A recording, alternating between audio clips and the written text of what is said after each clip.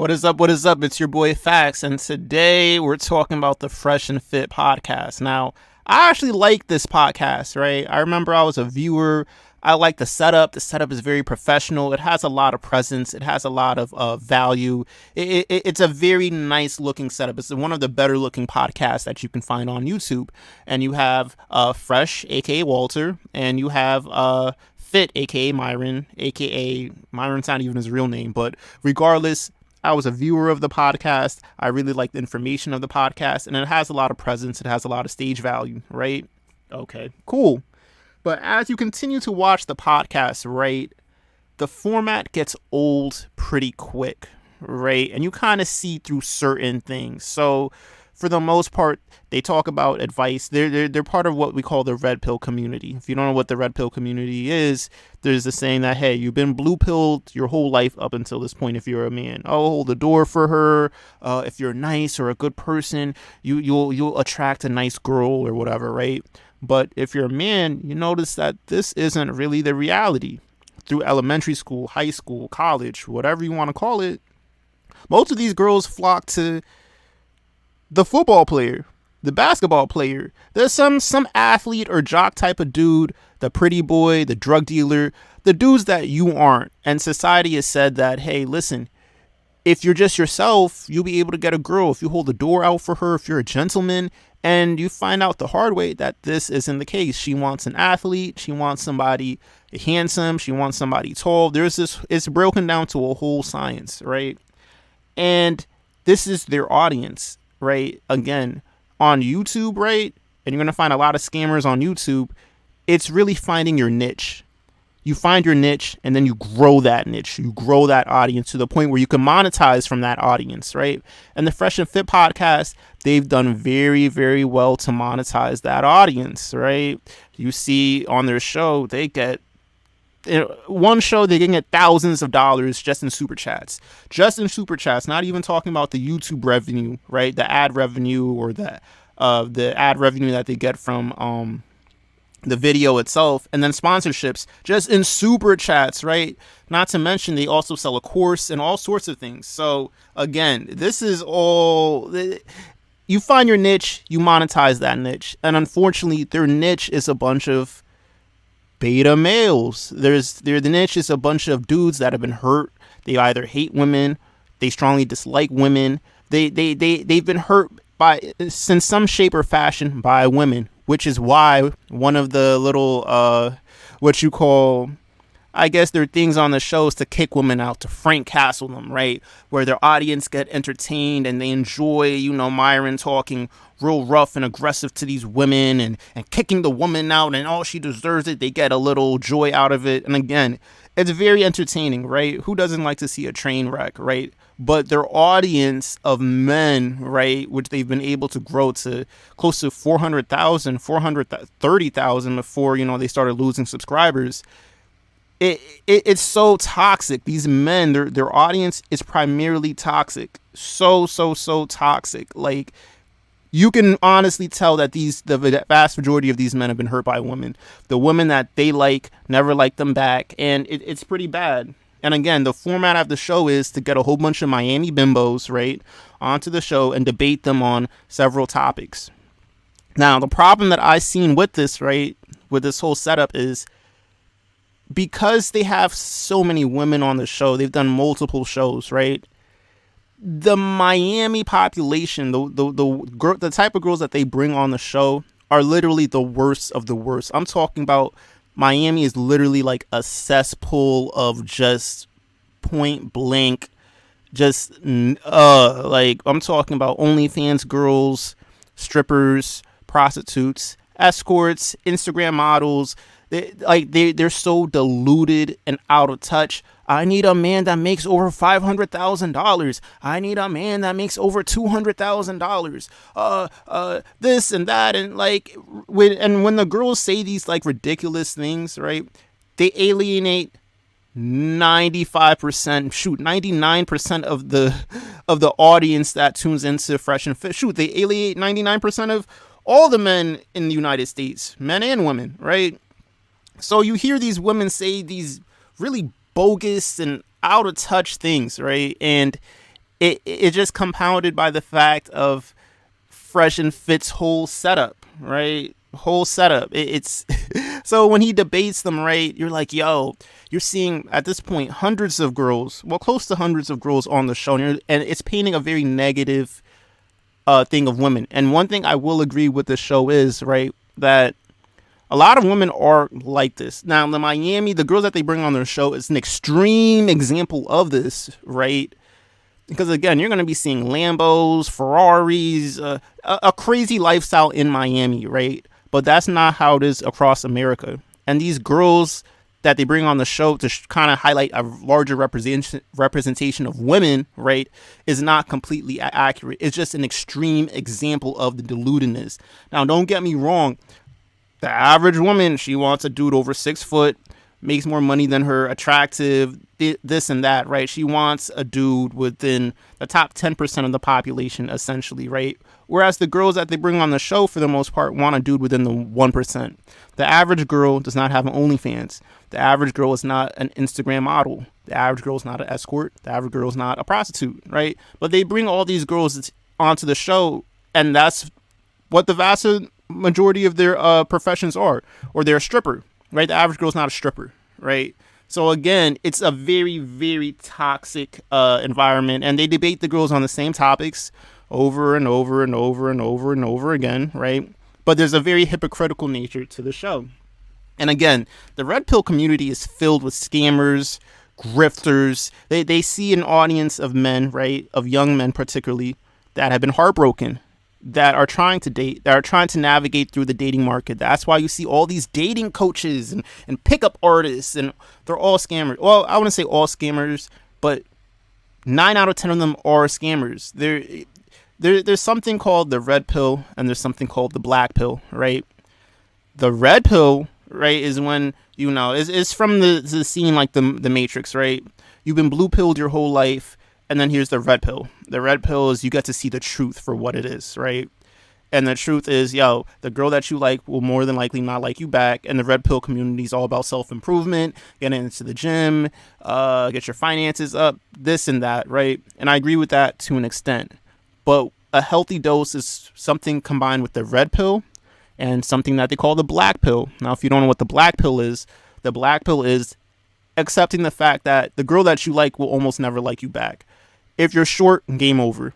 If you're ugly, game over. No amount of self-improvement will change these things, right?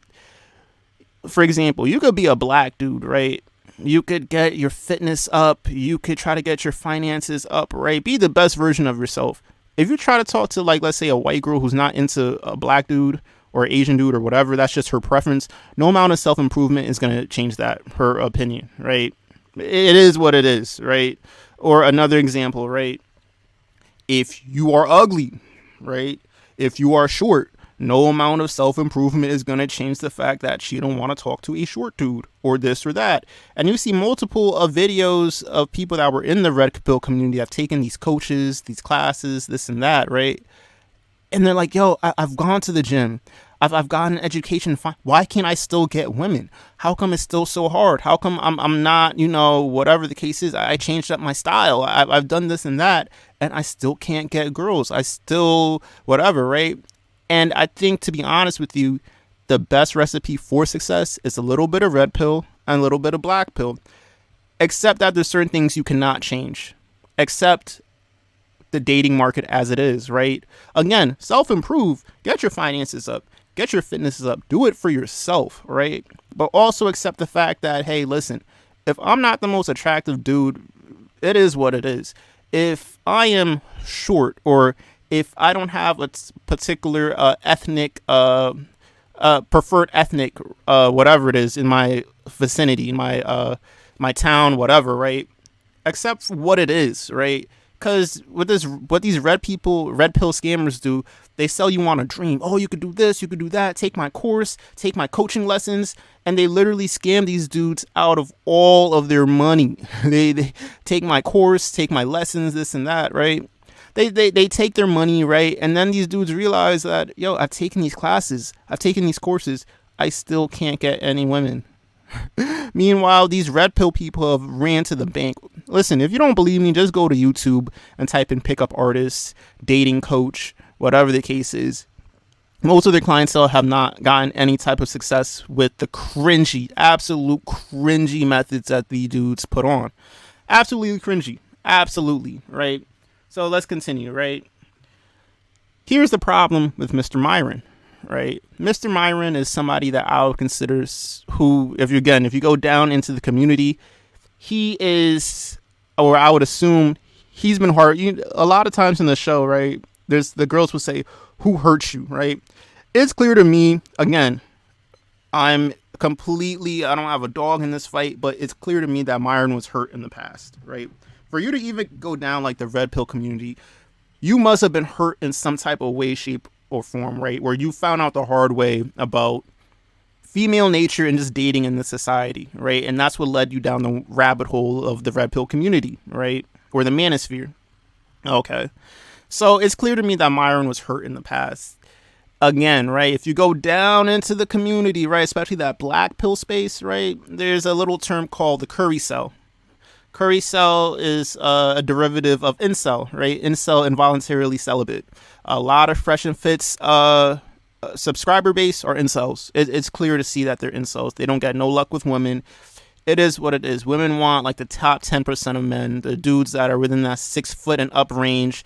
The athlete, the basketball player, the football player, the soccer player, baseball player, the drug dealer, the pretty boy, the dude with a chiseled chin, right? Those are the type of dudes that the vast majority of the girls want, or they're aiming for, right? Those are the ones, if there's like 10 dudes, right? If you had a Tinder profile, right? You got 10 dudes on there, the girls are going to literally match with the 3 that are like the most attractive, right? And they're usually the basketball player, football player, pretty boy, drug dealer, etc., right? So they'll match with those same 3 and leave the 7 in the dust, right? So Myron, Mr. Myron, he has a Middle Eastern background. He's a little bit racially ambiguous, but he looks Middle Eastern. You would assume maybe Indian if you met him initially, right? Going down the black pill space, they call those dudes the curry cells. A huge population of those dudes, they're not desired by a majority of women. It's the Middle Eastern and Asian that have it the roughest. Now, I'm not saying that as a fact, but if you go down the YouTube rabbit hole, that's what they're saying. And I think with Myron growing up, he faced that type of discrimination. He didn't have the best of luck with women, right? And you could tell it shows, right? It really shows how he talks to the women. Oh, I'm going to kick them out. And it's clear that he's been hurt in the past and he's trying to overcompensate by this super masculine frame and this and that. And the stick gets old, right? The whole Frank Castle thing and whatever, it's gimmicky at a certain point, right? You could tell something happened in his past. Like, you don't have to berate or talk to women a certain way. Again, and it's really easy for him to debate these Miami bimbos because Miami's literally a cesspool of clout chasers, bimbos. Oh, they bring absolutely nothing to the table. Oh, I just look good. And they just want a dude to finance their lifestyle. A lot of shallowness and superficialness. And unfortunately, when you're in that type of environment, you become the environment, right? So that's the problems with Myron. Problems with Fresh, aka Walter. Now, Mr. Walter is the cap king. When I say he's the cap king, this dude is the cap king. This dude caps, and then he caps some more, right? Now, Mr. Walter, right, he's from Barbados. He tells a lot of tall stories, right? He's not the most articulate, but one thing I will give Mr. Walter is, or Mr. Fresh, he's a good networker, right? It seems to me that he's a good behind the scenes guy. He's able to network with this person, that person, be able to bring certain guests on the show. He's good in that capacity. He's not completely useless. But the problem with Walter is he likes to tell lies. He has like some of the most outrageous, unbelievable stories. And on the podcast, right, it's primarily Myron talking, right? And Walter will chip in here and there. Fresh will chip in here and there. But it's primarily Myron talking, and he'll interject with a facts or he contributes very little to the discussion, right? He's just kind of just there while Myron is really like the star of the show. He kicks the girls out. He hits with the facts and the statistics and this and that. Meanwhile, Walter just pretty much agrees with everything that Myron says. Literally everything Myron says, Walter agrees with 100%. Actually, 110%. He agrees with everything. Literally everything, right? And it's like either he can't articulate himself better. He just kind of just goes along with everything that he says, and it's kind of cringy at times. It's kind of like, okay, is that it? There's nothing more. Like, he doesn't contribute much, and he tells such like sometimes you can see Myron getting frustrated, super frustrated at the fact that, this dude he's not contributing anything, right? He's not contributing anything. He's saying these. So, for example, this is why I'm saying, like, again, these people, again, I really like the show. I really enjoy them. But scammers, the scammer element, right? So they sell courses, right? They sell like this Instagram course. Hey, listen, we'll teach you how to, Instagram's like the biggest dating whatever. And we'll show you how to like really mold your Instagram profile so you can get girls and this and that, right? So one day they had Blue Jasmine on the show, right? They had Blue Jasmine and a whole bunch of other Miami bimbos, right? Okay.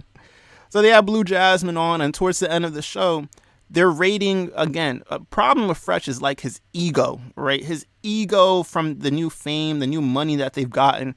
He's kind of forgotten, like, you weren't getting no hoes before this, right? This is the problem with Fresh. He's like deluded, right? He's not self-aware. It's like, bro, you're not the most attractive man, right? You're not in shape. But like a lot of it's very hypocritical. They say get in shape, do this and that. Fresh is not none of these things. He just came into money just from the popularity of this show. Okay, cool. They get the Miami bimbos, the cast that they have at the time, and they rate Fresh's Instagram, right? Mind you, they're selling an Instagram course. All of them said that he was a Nigerian scammer. They would never date him. They wouldn't talk to him. This and that, right? And it was so cringy, so super cringe. Like it was uncomfortable to watch, and it's reinforced by the fact that they sell an Instagram course. Like, can you imagine selling an Instagram course? Hey, you can get women. Just show your lifestyle and this and that, and then you have a panel of women critiquing that same Instagram that you are trying to sell to other dudes. And if there were 10 girls at the place, 9 out of 10 of them said they wouldn't date or talk to him just based off of his Instagram. This is where the scamming comes into play, right? They're taking advantage of their audience, right? Their audience of impressionable, hurt, low confident, beta males that have a resentment or are just socially awkward, or they're just misogynistic, or they just can't get women, right? And they take advantage of that audience. This Instagram course that they're selling is some bullshit. Their other courses, relatively bullshit, right? They'll tell you either general information that they've gotten elsewhere, right? And then they just repackage it. They just regurgitate it, right? Again, their show is great for maybe entertainment value, but outside of that entertainment value, it's spooky, right? And again, Mr. Fresh, he's a great networker. I'm sure he brings other things to the show, but on the show, he just essentially lies a lot. They like, it's just so disingenuous to them, right? Because on the show they say don't lead with money, but in Fresh's personal life, he leads with money all the time. He shows off his lifestyle. Oh, I'm gonna go Lambo shopping with you. I'll shower you with gifts. He flexes that so hard, and it's because he's not the most attractive dude, right? So he has to flesh the lifestyle and everything else to make up for that, and they try to give financial advice, but Fresh is not taking that same financial advice, though. This is why it's so hypocritical, and this is why it's so cringy, and these are things that I've noticed that I used to be a fan of the show, right? So Fresh, right, he buys these things that if you were so good financially, you would never tell anybody to do, right?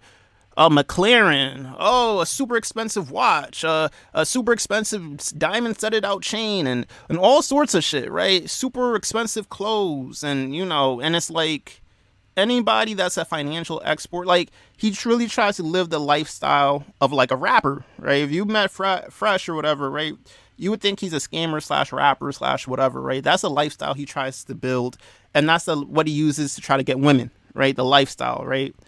And in Miami, you're just going to get a whole bunch of gold diggers. But again, the things that he uses with that money, if you were a financial expert, you wouldn't, because these are all depreciating assets, right? The McLaren, horrible purchase, right?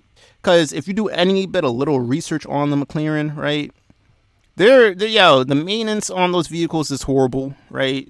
Just the sheer maintenance, horrible, expensive. They break down a lot, super expensive to maintain, depreciating asset. Watch, depreciating asset. The jewelry, depreciating assets. Like it's he's spending the money very frivolously. He rents cars, like, to take financial advice from him, I would run for the hills. Very, very scammerish, right? And again, same thing with Fresh, right? He admits that, hey, listen, I was married before. I married a chick with a kid, right? Then I got into the red pill space and I came into my senses, right? If you look hard enough, right, you can find the girl that he married, right? If you look hard, I'm not going to post her for, her privacy, respect to him, right? But you look hard enough, you will find it. On a scale of 1 to 10, she's like a 3. So it's like, bro, you married a 3. Let's say a 4 on her best day, a 4. Some overweight Spanish-looking girl with a kid. So it's like, yo, you're getting relationship advice from a dude that wifed up a 4 on a good day with a kid. Again, like, these are just some of, like, the hypocritical, like, yo, like, I can't believe, like, you people are the ones that are giving advice to men about this and that, right? And, like, it's like the high value man shit just came, like, this year. The lifestyle just came this year. Before that, they were both beta males. And now they're just frauding. And being in Miami, being in that cesspool that is Miami with all these Miami bimbos and everything else, that's like it's just a side effect of it, right? But okay, boom. Now on to the girl that exposed them. So they had this girl, Simone, right? She came onto the show the first time and then she Frank Castled herself, right? She kicked herself out of the show. And it was clear that she has some sort of issues going on, right? She was like in a shell. She would whisper in the mic, she a very attractive girl, but she was acting very weird, a shell of herself. You could tell she had something wrong going on with her, right?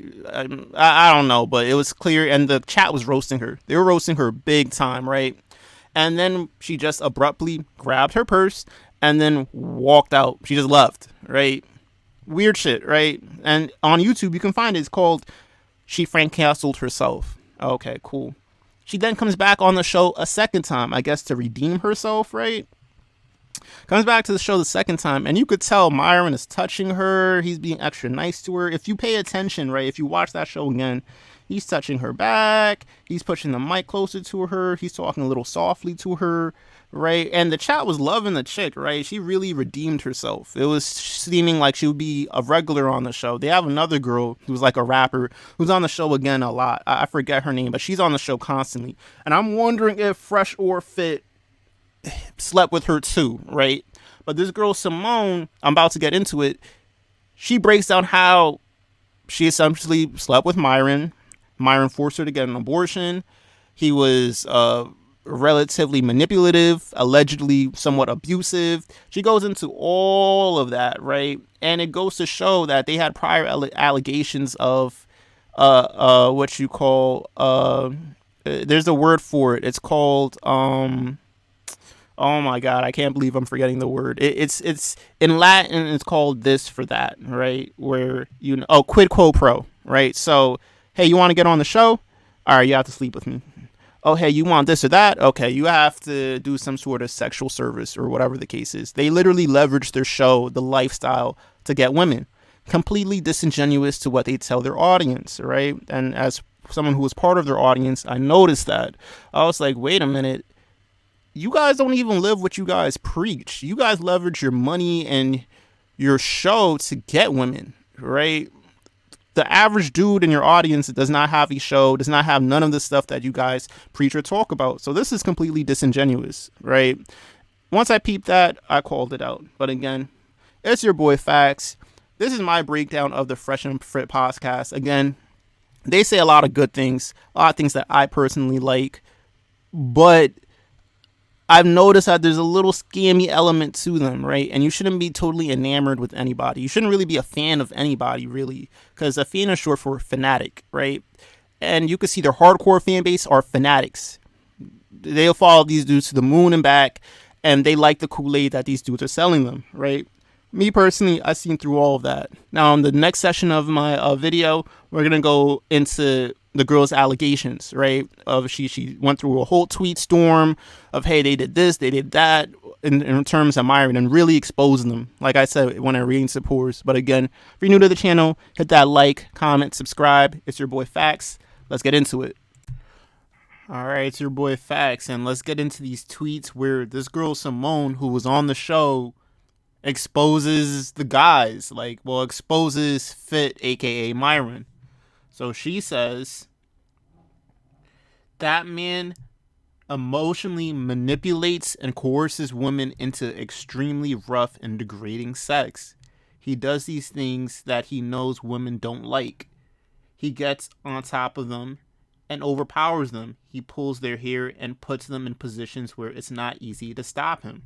So she's already describing this dude as rough, as hurtful. Like, it's crazy. All these comments about him are now like, there's a saying that when it rains it pours, and when it rains it really pours.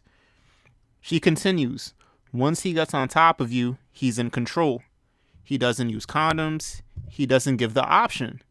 He will take advantage of you and your body. And if you're a person who panics when you can't get out of something, if your body shuts down and you can't move. So she's essentially insinuating she was coerced. She was doing things that maybe she didn't like to do. But I don't know what she's insinuating. I wouldn't say rape per se, but she's insinuating coercion, right? She continues, if you go into mental shock, it's over for you. This is the same man that says women have to demonstrate sexual value before a man can take them seriously. At the same time, he says once a woman gives up sex, she loses and the man wins. He also says it's a woman's job to please a man during sex and to maintain a man after. So essentially, it sounds like she got tricked, right? And again, girls control access to sex, guys control access to relationships. That is a truth. Like, don't get it twisted. They do some messed up things on that podcast, that show, but some of the advice that they do give is solid. And that's one of them. He will say shit like, I want to make you the star of the show. I want to help you make money. I want to boost your OnlyFans, get you more followers. I know how to help you make 100K quick. I won't take any money from you. I care about you and I want to help you. Yeah, and sadly, this type of behavior, this type of rhetoric is usually from manipulators or master manipulators, right? The dude, he really only wants one thing. And of course, he's going to tell you what you want to hear. Most people will tell you what you want to hear to get whatever it is that they want out of you. So, again, some personal responsibility, right? If you decide to deal with a certain man or a certain person, just know what you're getting into. And unfortunately, allegedly, Mr. Myron is a master manipulator. And then you can get out of OnlyFans, she continues, because I know you don't really enjoy it.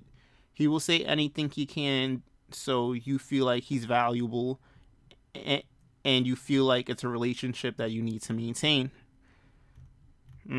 She continues. He acts like he cares about you, acts about your life, holds your hand, looks your eyes. He makes it seem like he's revealing deep, dark secrets by telling you his real name and what he used to do before the podcast. Now, allegedly, Mr. Myron, even Myron is like an alias. He has some real ethnic name, right? And allegedly, he used to work for like the FBI or Homeland Security or the police. He used to have some type of government or federal job like that before he started doing the podcast, or the podcast blew up. It's obviously information that he's told everybody, but you don't know that until it's too late. Yeah, it seems to me that's probably part of his game, his charm. Hey, listen, I'm this, I'm that, I do this and that.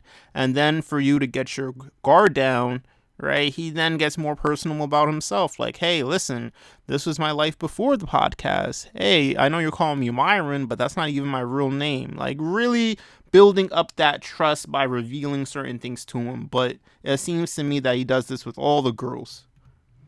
I will admit that after I felt like my body was taken advantage of, I stayed. I spent more time with him because he really made it seem like he gave a fuck. Sounds like she was falling for him and he just wanted something consistent. I tell most people, right, like my dudes, if it's not like serious, right, if you're dealing with a chick and it's not really serious, hit it once or twice and then keep it pushing. After you hit it more than once or twice, then it get relationshipy, feelings get involved. Man, you don't want that stress, you don't want that pressure. Just keep it moving. He took me out to eat. He stayed on his phone the whole time. He had a consultation with one of his fans over the phone. He did nothing but talk shit and talk down to the boy. I felt terrible. He was extremely controlling. And again, I'll talk more about this in the video, but again, right, with most of this red pill people, right, they're grifters, they're scammers. It's really finding a niche and building your audience from that niche, right? So it sounds like they do the typical, even Kevin Samuels to a degree does this as well, right? They'll tell you some general information, right? And they'll charge you an arm and a leg and they'll berate you. They'll like their own core audience, their own niche, right? Their niche is men that are not, how do I say this? They're not assertive. They're not alpha. They have low self-esteem.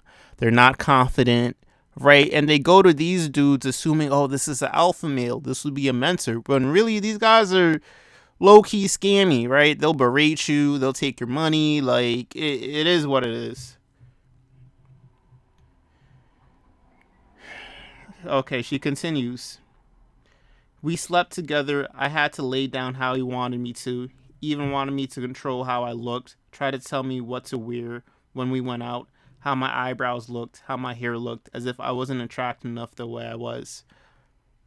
I mean, hey, he sounds like a man who knows what he wants. You could say that's controlling, but, if he wants you to dress a certain way or whatever, it is what it is. She continues, he told me he potentially wanted more than sex with me, so I convinced myself that I misconstructed everything that happened. But the more he revealed, the more I realized he didn't like anything about me except for how genuine I was. He saw me as weak, and I was weak.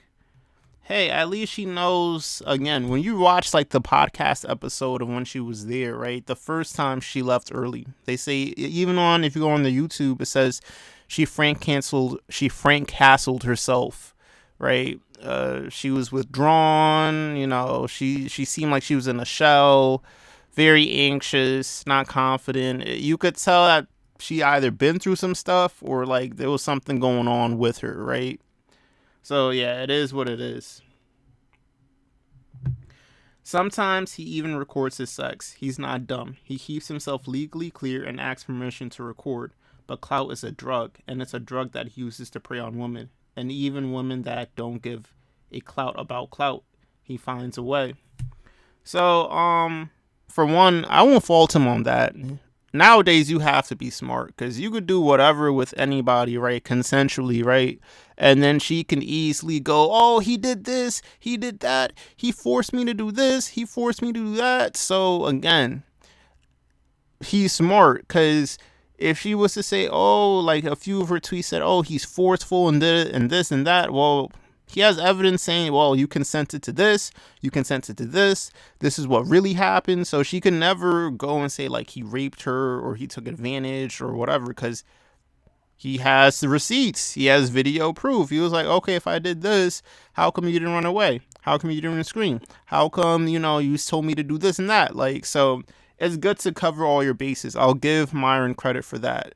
Now, I don't know how many women will consent to, being videotaped, but get some type of security, because these girls can flip on you at a flip of a button. So I don't fault him for that. And I do believe that he uses his clout in exchange for like getting sex out of women. He have a popular he's already been exposed for this. She continues, after I'd gone on the podcast the second time, the first time I walked off because I felt something off. I don't know why the fuck I went back.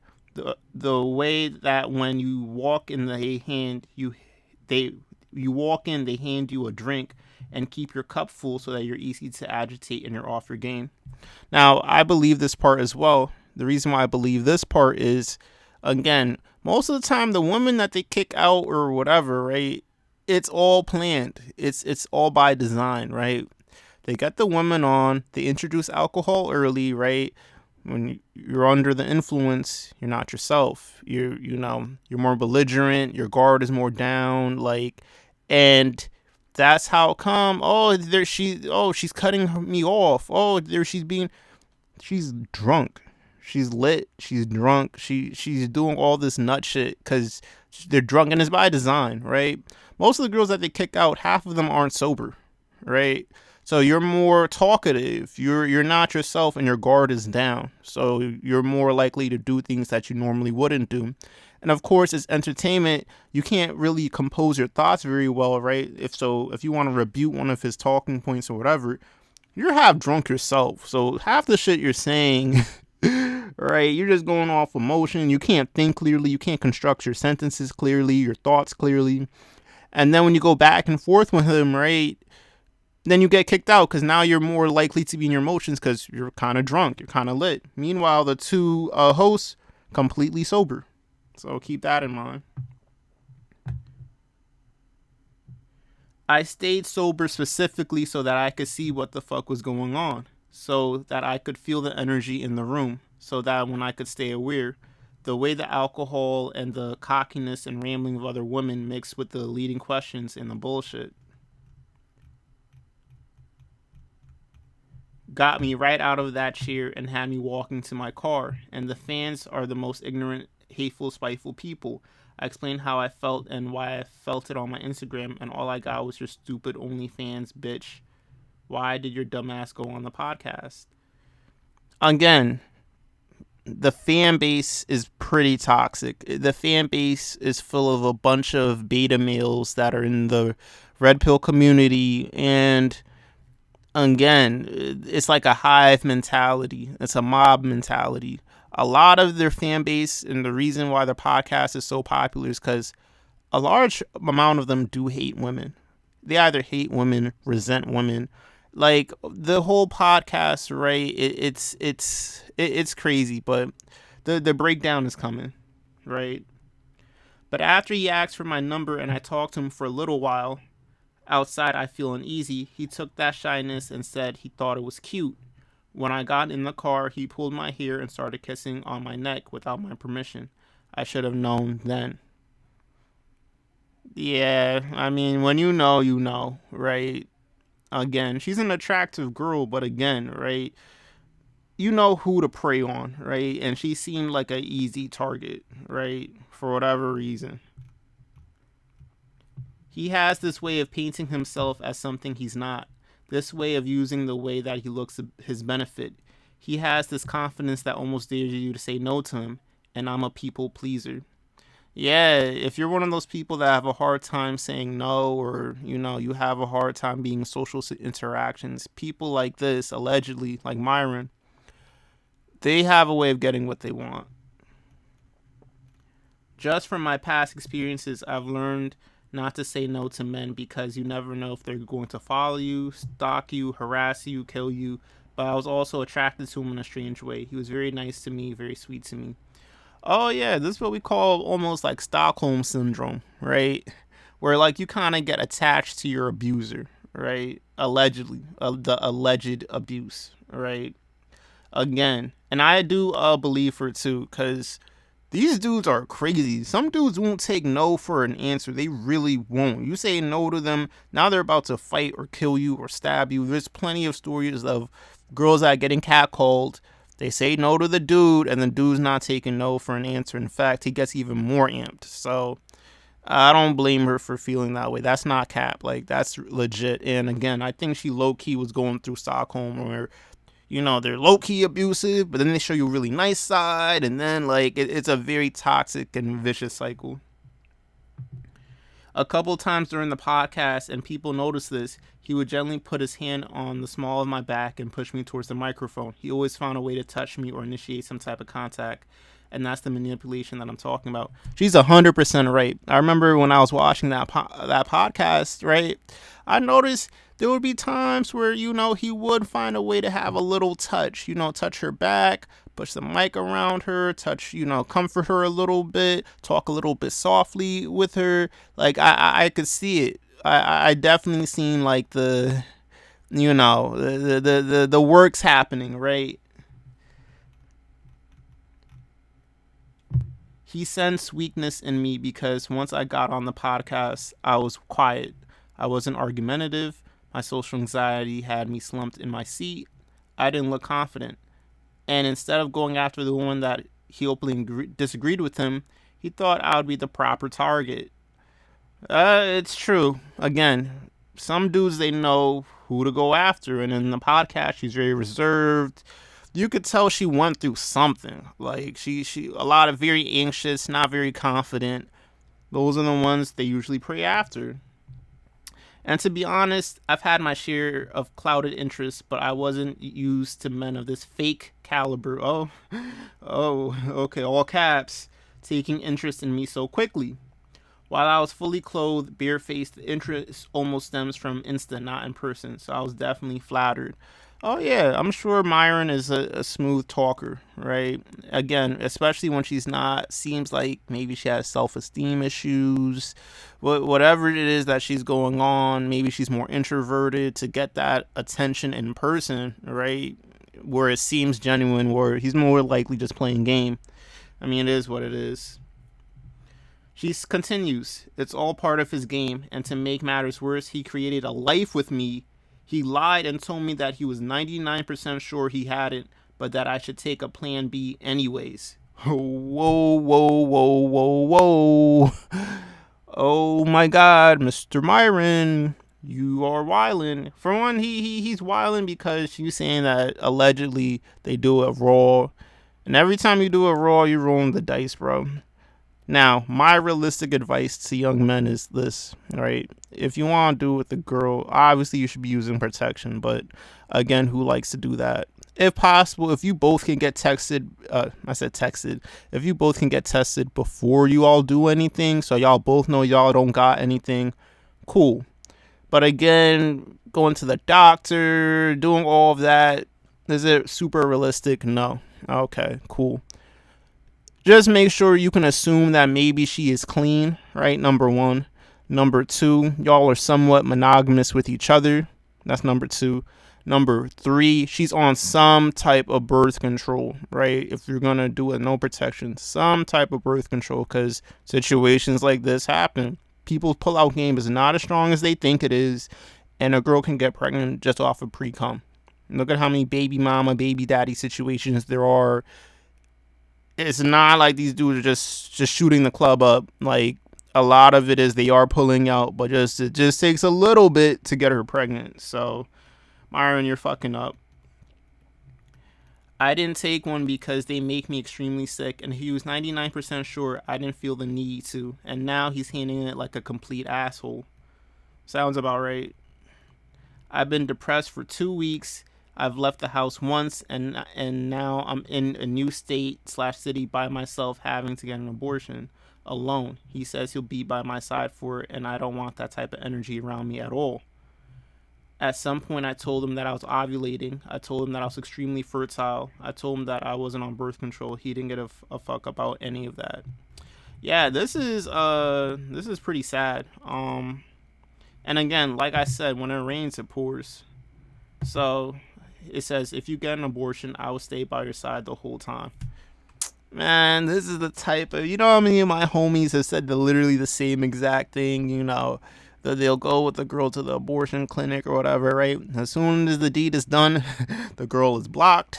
She's blocked off of everything. No more communication. I've been there, done that. Man, listen. So, again, what she's describing, I've seen and witnessed before. And she writes, only if I got an abortion, huh? If I did, what would y'all want me to do? Would you stay by my side? Alpha men don't try to avoid consequences this way. They don't play the victim when they get called out this way. I mean, hey, listen, this is just part of the game. He's just being a nigga, to be honest with you. And you could see more of their text conversation, right? I mean, this is just crazy. Again, when it rains, it pours. And one thing is, right, never get too out of your britches, right? Never feel like you're on top of the world, or like no position in life is permanent. God can bless you and God can take it away as easily. And that's what you're seeing with this fresh and fist type of thing. I'm presuming more girls will come out of the woodwork that have, been on the podcast, have dealt with either fresh or fit or the gang, right? And you're gonna see more girls come with their story, say more similar things. I think the domino effect is really happening and it's on the move right now. So again, it's your boy Facts. Hit that like, comment, subscribe.